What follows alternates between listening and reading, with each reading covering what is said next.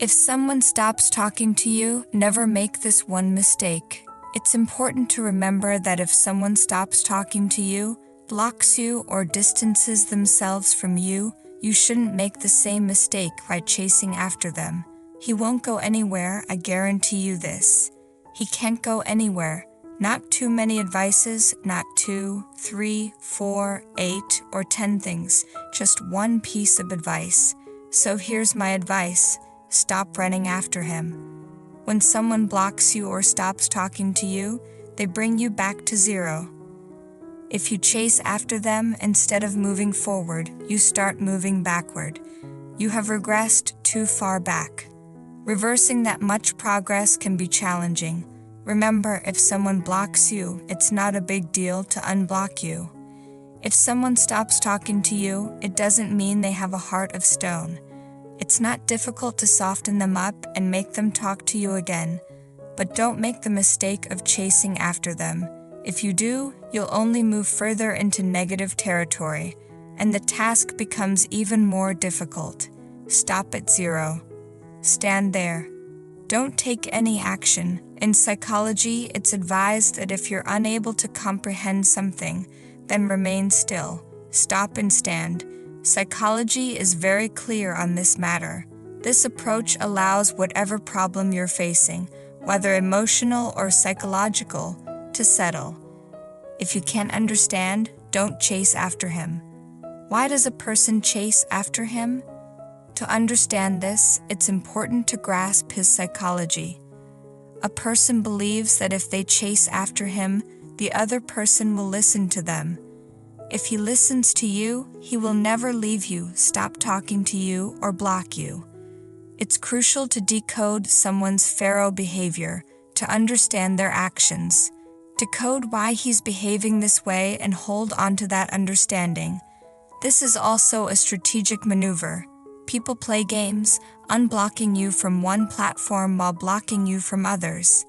It's a part of understanding dark psychology. However, the key point I am emphasizing, which is the focus of this discussion, is that if someone stops talking to you, you don't have to abandon them.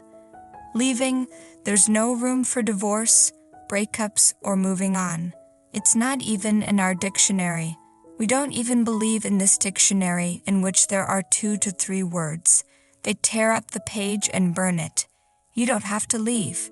It's not that we will leave someone who says, I don't want to talk anymore. You don't have to listen to him.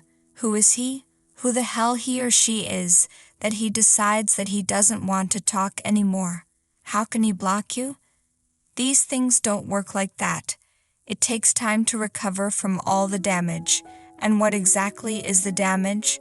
If a person doesn't talk to you, it's okay.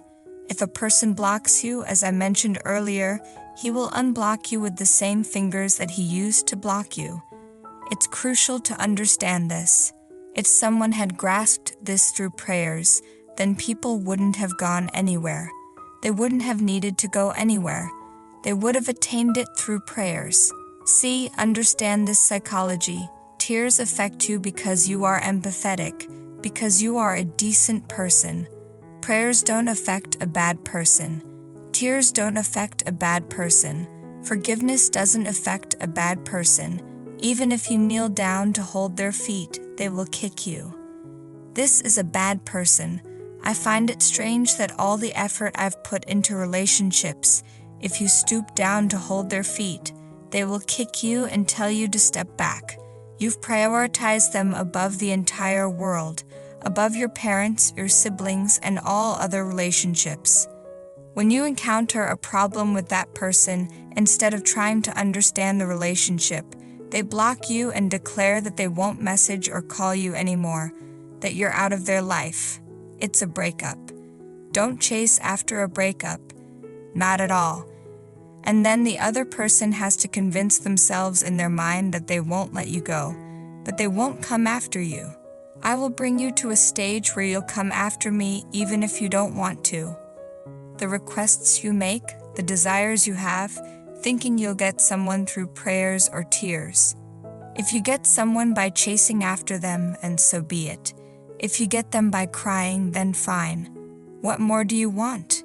If you get someone by crying, you'll keep them through forgiveness. What could be a bigger blessing than this? That a person gains someone through tears, through forgiveness, and their heart softens. A pharaoh's heart doesn't soften through forgiveness. What softens it is the psychic effect. When he feels that psychic impact, then he softens. Always remember, if someone stops talking, blocks you, don't chase after them. If you chase after him, it will lead to a journey of negatives. A negative journey is a tough one. If you want things to be right, don't chase after him. And if you've already chased after him, what should you do? Try running and see. He loves my generation. He will have mercy on my tears. He will forgive me. It's not your fault. It's strange that you're being manipulated. It's crucial to understand that it's his fault. You're asking for forgiveness because you don't want to break the relationship. You don't want it to end. That's why you seek forgiveness. However, if you look at it realistically, it's his fault. He's cheating. Then why are we asking for forgiveness? Why are we chasing after him? It's crucial to understand that until you realize a person is destroying your entire reality, you feel that it's not his fault, but yours. You blame yourself. He makes mistakes. He cheats. You blame yourself. Even though he's at fault, you ask for forgiveness, but he doesn't forgive you. You want to end the relationship, but he doesn't. You chase after him, and he gets angry. You'll be blamed for everything, as if you're responsible for all the mistakes in the world. How to deal with such a person? It's a different world. It's crucial to understand this. Take care of yourself.